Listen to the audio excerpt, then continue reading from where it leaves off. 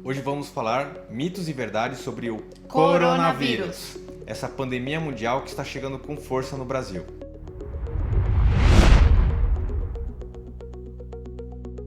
Olá, meu nome é Daniel Reboledo, eu sou oncologista ortopédico. E eu sou Camila, fisioterapeuta de formação e estou aqui hoje para ajudar vocês a esclarecer algumas dúvidas.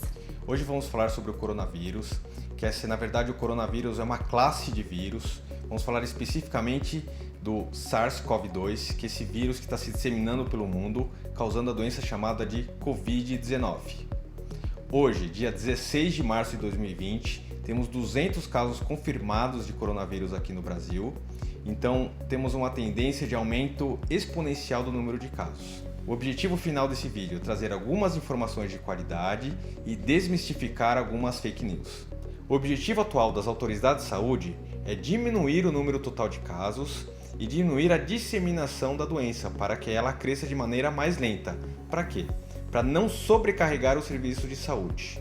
Já houve outros locais, como a Itália, por exemplo, em que a disseminação foi muito rápida, muito abrupta. Então hoje as pessoas estão de quarentena, ninguém mais pode sair por conta dessa disseminação e as pessoas estão morrendo por causa da falta de acesso aos serviços de saúde. As infecções respiratórias se espalham muito facilmente e se não tomarmos as devidas precauções, poderemos ter consequências desastrosas para a saúde de nosso país. Ah, entendi. Então quer dizer que os hospitais públicos e privados estão se organizando para atender essa demanda e evitar que aconteça a mesma coisa que aconteceu em outros países? Sim, isso é muito importante. Então essa é uma doença que se espalha muito facilmente e muitas pessoas vão procurar o hospital ao mesmo tempo.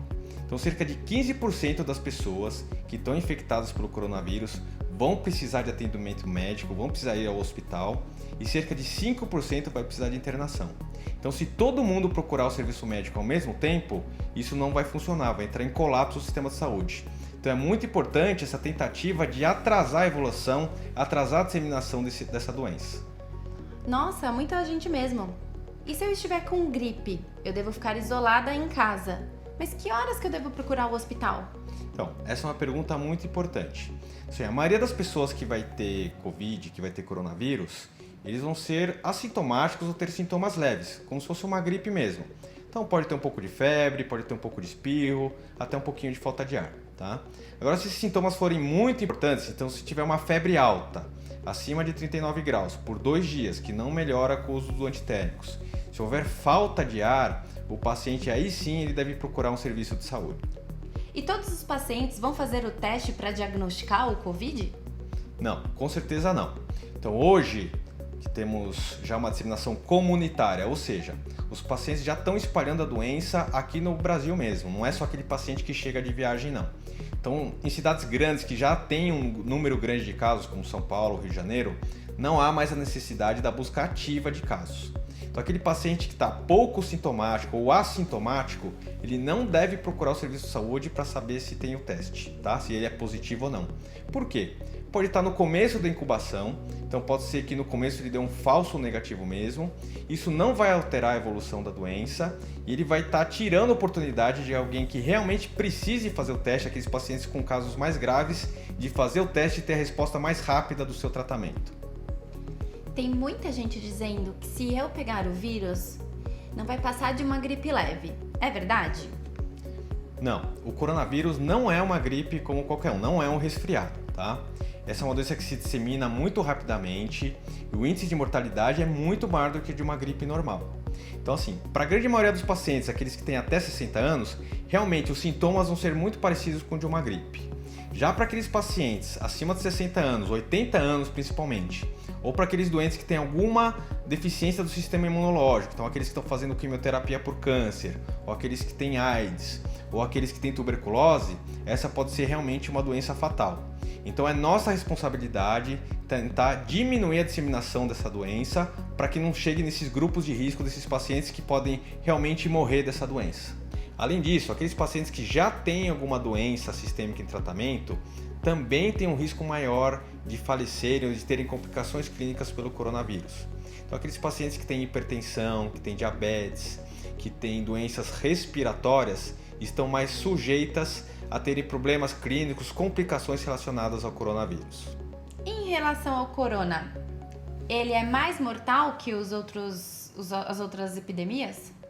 Não, o coronavírus ele é mais perigoso que uma gripe comum, mas é menos letal que outras epidemias que já aconteceram, como ebola, como o SARS, tá? Até por isso, como ele não mata tanto as pessoas, ele tem uma capacidade maior de disseminar. Então o mundo não vai acabar por causa do coronavírus. A tendência é que exista uma explosão de casos, mas depois as pessoas vão adquirindo imunidade, e depois baixa o número de casos e o mundo vai continuar do jeito que era antigamente. Muito bom a gente saber sobre isso. E outra dúvida que eu tenho, e eu acho que muita gente tem, todo mundo pode usar e quando que deve usar a máscara? Olha, a máscara ela diminui realmente índice de contaminação, mas para aqueles profissionais de saúde. Como estratégia populacional, exigir que todo mundo utilize máscara, esse é um método pouco eficiente, tá? Por quê? Porque as pessoas não sabem colocar máscara, não sabem tirar sem se contaminar, a máscara já fica úmida e perde sua eficiência também, tá? Então os métodos mais eficientes para diminuir a transmissão são o isolamento social, então as pessoas saírem menos, encontrarem menos pessoas que estejam contaminadas e você passar menos essa doença para outras pessoas também. E o outro método muito importante é lavar as mãos.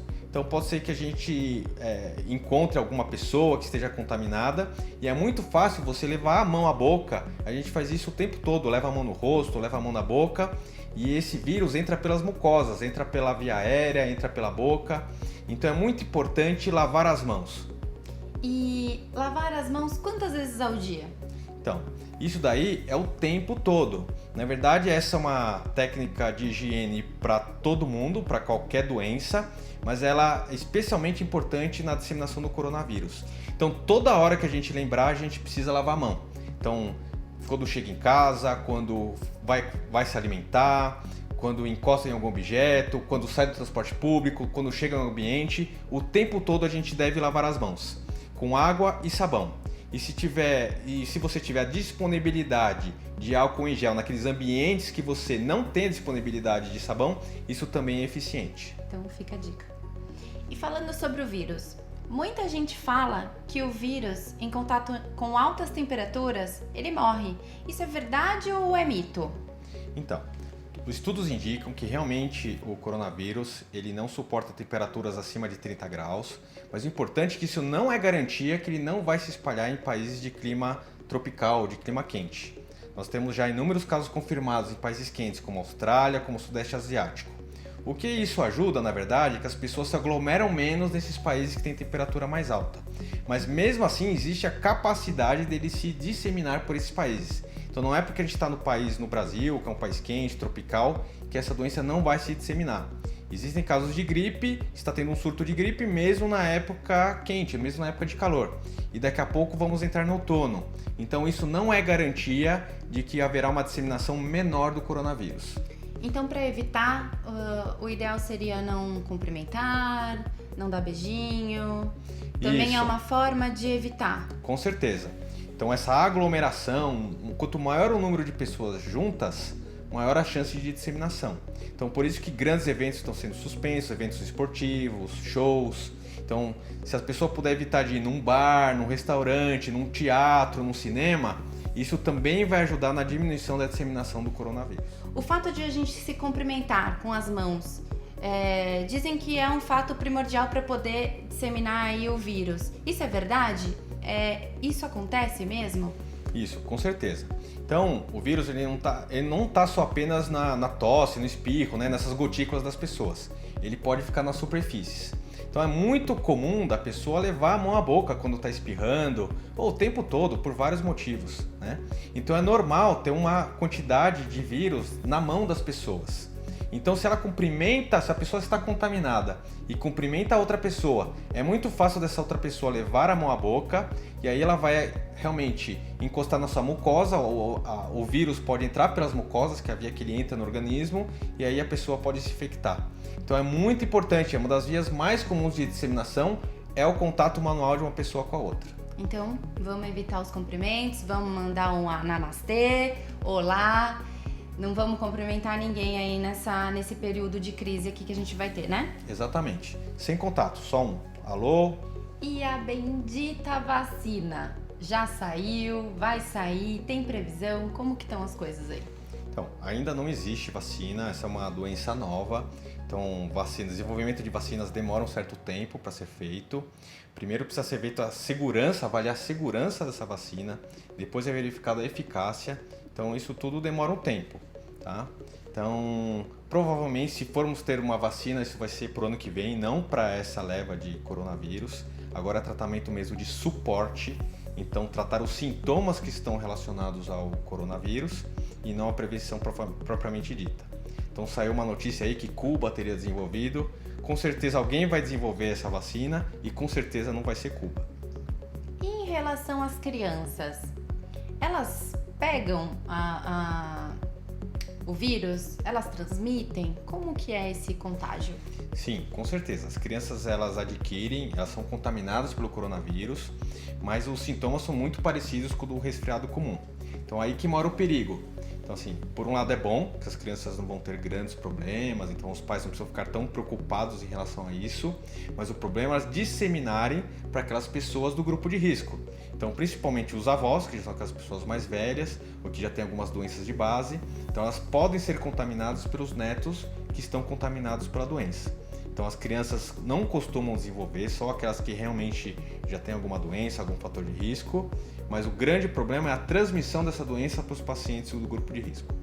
E outra coisa que eu tenho muita curiosidade, os animais, não só o cachorro, mas gatos, os animais em gerais que o pessoal tem doméstico. Eles pegam também o vírus, eles podem transmitir, como que é? Essas coisinhas lindas. Então, a evidência maior é que o coronavírus atual, ele veio do morcego, tá? Então, houve uma transmissão aí talvez do morcego para o ser humano, mas para os pets, para o cachorro, para o gato que você tem em casa, não existe evidência científica que mostre que existe a possibilidade de transmissão do humano para o cachorro e do cachorro para o humano. Então uma coisa triste que aconteceu na China é que vários pets, vários cachorros foram abandonados, né, na rua por conta disso, pelo medo de transmissão para os cachorros. Então essa é uma medida que não deve ser tomada, as pessoas devem ficar tranquilas em relação aos animaizinhos, tá? Então cuidem bem deles, não existe um risco evidente de transmissão. Existem muitas outras formas de transmissão mais claras do que por um pet. Ok. Aí, tá vendo? Não pode abandonar o cachorro, viu, gente? No meio das minhas pesquisas, eu encontrei alguns tratamentos milagrosos. Entre eles, tem a ingestão de chás ou qualquer bebida quente, álcool, gargarejo com alho e até uma profissional da área da saúde oferecendo soro prometendo que vai aumentar a imunidade de algumas pessoas. Como que a gente pode fazer para se proteger dessas fake news e é verdade alguma delas? Então, sempre que tem uma doença assim de disseminação mundial, alguma coisa midiática que chama muita atenção da mídia, sempre vem alguém se aproveitando, dizendo que tem alguma solução mágica, aproveita da fragilidade das pessoas, da falta de conhecimento e mostra alguma solução milagrosa. Todas essas são crendices, nada disso é comprovado cientificamente que vai evitar a contaminação pelo coronavírus.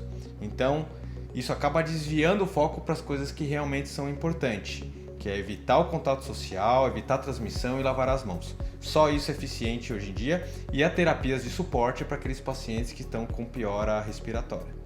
E eu recebi também por meio de WhatsApp um possível teste que você poderia fazer, um teste rápido que você poderia fazer na sua casa, onde você enche os pulmões de ar e durante uns 10 segundos, se você permanecer com esse pulmão cheio durante 10 segundos e não tossir, significa que você tá aí livre do vírus. Isso é verdade? Não, isso daí é mais uma fake news, né? Só se aproveita e começa a contar um monte de história. Então, esse teste não é validado, não existe isso, tá? Você pode tossir por outros motivos, tá bom? Isso aí não é específico de coronavírus, tá? O único teste fidedigno é o teste laboratorial, que já pode ser feito, mas como já disse anteriormente, nem esse teste hoje em dia é indicativo de ser feito em todas as pessoas que têm sintomas, tá? Devemos seguir as diretrizes de saúde e fazer apenas aqueles casos que realmente precisam ser feitos. E tem também uma teoria da conspiração, que fala que o corona foi criado biologicamente para servir de arma para afetar os outros países. O que você acha sobre essa opinião aí da internet? Não, isso é mais uma fake news, né? Como já foi feita a leitura genética do vírus, já se sabe que não é uma coisa feita em laboratório, tá?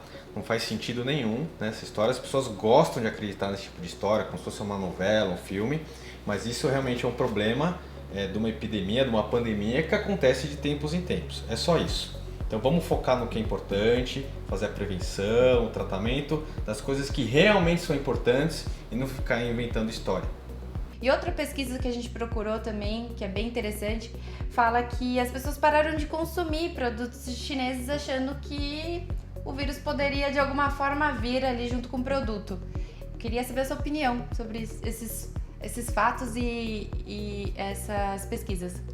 Então, sempre tem esses boatos, né? Na verdade, o coronavírus, ele pode ficar em superfícies por algum tempo, algumas horas, em alguns casos alguns dias, mas não tempo suficiente desse produto vir de um outro país e realmente afetar as pessoas, né? Mesmo com a pessoa contaminada lá tivesse manipulado esse tipo de mercadoria, não seria o tempo suficiente desse vírus chegar aqui em atividade e poder fazer a transmissão da doença. Então tudo isso é fake news, não tem nenhuma relação. Bom, gente, a gente espera ter solucionado algumas dúvidas de vocês e algumas fake news que estão rolando aí pela internet. Obrigada por você ajudar a gente a esclarecer essas dúvidas. Não, obrigado você. Acho que a gente fez esse vídeo até pelo seu interesse, pelo seu engajamento, né, nesse problema. É um problema de saúde pública. Isso não é um problema só das pessoas que estão doentes, é um problema de todos. Todos temos que colaborar para o controle dessa doença, mas de forma racional. Nem deixar ser relaxado demais em relação a isso, né? Ser negligente em relação a isso e também não causar pânico, causar medidas exageradas em relação ao problema que a gente tem. É um problema que vamos enfrentar aí nas próximas semanas. As notícias mudam a cada dia, os dados relacionados a isso, né? Então teremos novidades nos próximos dias e temos que estar preparados para isso. Quanto mais cedo a gente começar, mais rápido vai passar. Esse é o recado que a gente tem para deixar para vocês. É isso aí. Até a próxima. Até a próxima.